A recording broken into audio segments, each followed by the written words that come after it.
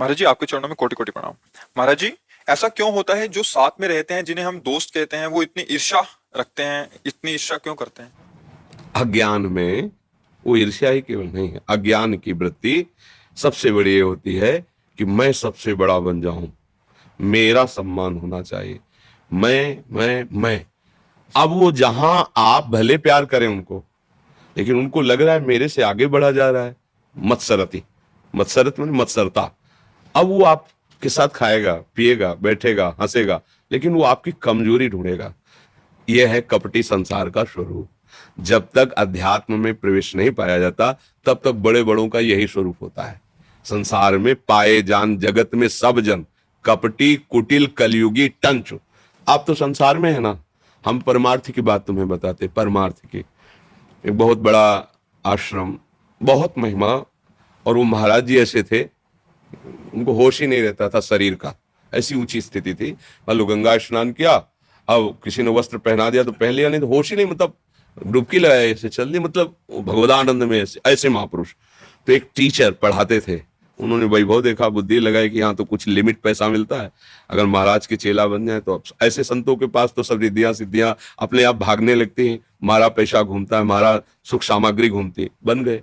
जब उन्होंने देखा कि हमसे पहले बने हुए शिष्य हैं, अगर ये पधारे तो अधिकार उनको मिलेगा, तो उन्होंने कुछ लोगों को अनुकूल करके वो सब जो लिखा पढ़ी वाले कार्यक्रम होते हैं वो करके, फिर वो मास्टर थे। अब सोचा गुरुजी पधारे पता नहीं कब, तो उनके जो एक संध्या के समय वो लेते थे तो उसमें जहर मिला दिया, और नारियल का खप्पर होता था, तो खप्पर में वैसे घोरा, वैसे देखा तो कहा बेटा, वो तो घबरा गए कि यार गुरुजी जान गए, तो सिद्ध पुरुष थे। ओ पूरा पी गए। और ये गुरुजी ने बोले नहीं बेटा, ये कुछ नहीं कर पाएगा। 7 दिन तक एक आसन तो सिद्ध महापुरुष। 8वें दिन कहा कि देखो तुम्हारे विष का प्रभाव 24 घंटे में चढ़ जाना चाहिए, 7 दिन नहीं चढ़ा, अब हमारा समय आ गया है। अब जे ही उन्होंने, पूरा शरीर काला हो गया, शरीर छूट गया। अब इतने बड़े अपराध में किसी की हिम्मत नहीं हुई कि वो षड्यंत्र पूरा करे कागजात। अब उनके शरीर में पूरा गलित कुष्ठ हो गया कुछ ही दिनों में, और चिल्ला चिल्ला कर सबसे कहते थे गुरु को जहर दिया, उसका फल भोगना पड़ रहा है। अपने आप चिल्ला चिल्ला के कहते थे। तो देखो, संपत्ति पर, मान पर, पद पर नजर है, तो ऐसे निर्मल महापुरुष को जहर दे दिया। फिर संसार में तो और ही गिरी हुई बात है। परमार्थ में जितने बड़े महापुरुष, जिनके दर्शन से भगवत प्राप्ति हो जाए, ऐसे संत का सानिध्य प्राप्त करके भी दृष्टि कितनी नीची रही कि ऐसे परम गुरुदेव पूज्य भगवान स्वरूप उनको जहर दे दिया। भाई, ये संसार कपट पूर्ण है। अगर इसमें मानो कि तुम्हारा कोई साथ देगा, तो मुझे लगता है भगवान ही साथ दे सकते हैं। मान लो ये आपके बगल में बैठे हैं, भगवान इनके हृदय में बैठकर आपका साथ दे रहे हैं, ये धोखा नहीं कर सकते। भगवान जिसकी बुद्धि में बैठकर तुम्हारा साथ दिलाएंगे, वही बकाया पदी बुद्धि से जो कोई, तो फिर वो नीचा ही दिखाने की सोचेगा कि यही अपने लोग तो हर बात पर, हमारे लोगों की जैसे बुद्धि होती है ना, वो एक खोज बुद्धि होती है।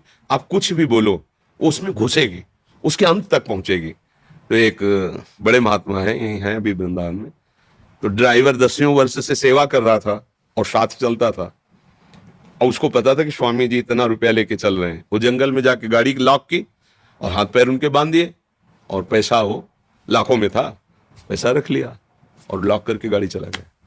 भगवान की इच्छा, संतों की रक्षा तो भगवान करते।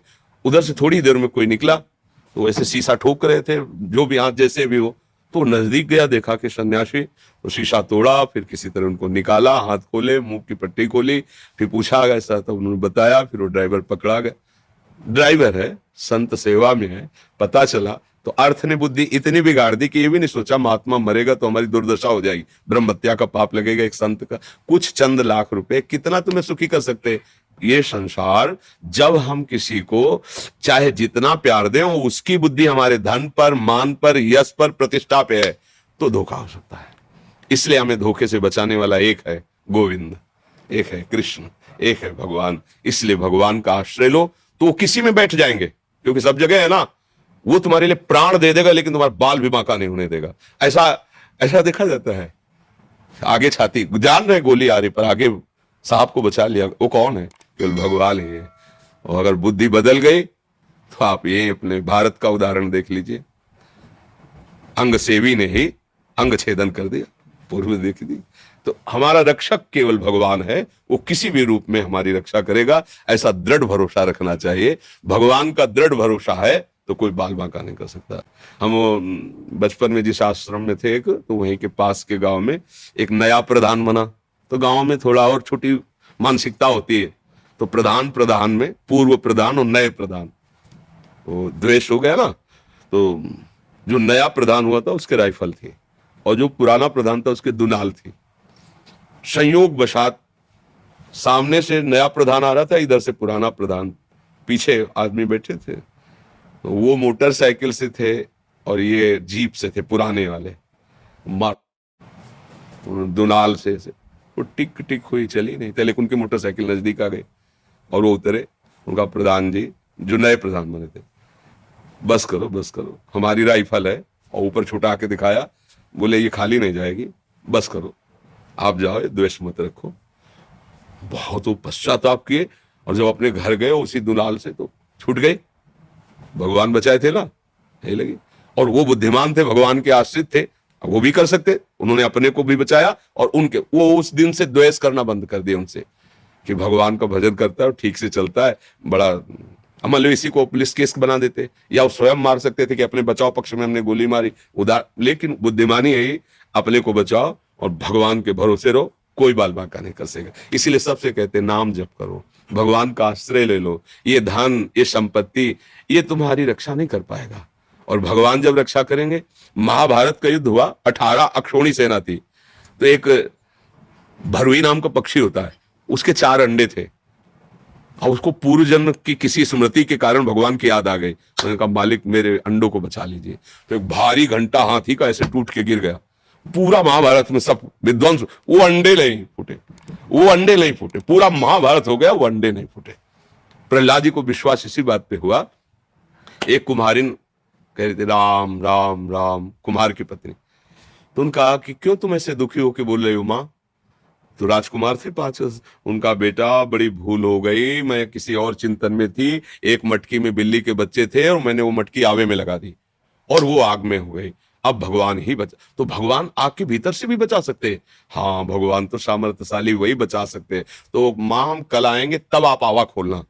ऐसा खुला, जो ही आवा खोला तो ऊपर की सब मटकी पक गई थी, लेकिन बीच वाली में आंच भी नहीं लगी थी। जो ही हटाई तो मेव मेव करके बच्चे जो है ना, बस प्रहलाद जी को दृढ़ भरोसा हो गया कि भगवान ऐसे भी बचा सकते हैं। फिर वो भय खत्म कर दिए हिरण्यकश्यप से, पूरा चरित्र उनका है। हमें भगवान का भरोसा होना चाहिए, दृढ़ भरोसा, कोई कुछ नहीं बिगाड़ सकता, बाल बांका भी नहीं कर सकता। दिन प्रतिदिन हमारी सुरक्षा, उन्नति, विश्वास, आनंद ये बढ़ेगा, क्योंकि सर्वलोक महेश्वर है। धर्म से चले, गंदे आचरण न करे, भगवान का भरोसा रखे, तो कोई नहीं बिगाड़ सकता, पक्की बात है।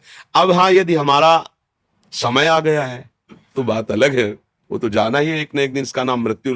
क्या कोई नष्ट नहीं कर सकता कि कोई अपने बुद्धि बल से तुम्हें दबा सके, ऐसा पैदा ही नहीं हुआ। केवल भगवान का भरोसा, केवल भगवान का, अन्य भरोसे नहीं। अन्य भरोसे में तो धोखा हो जाएगा, भगवान का भरोसा।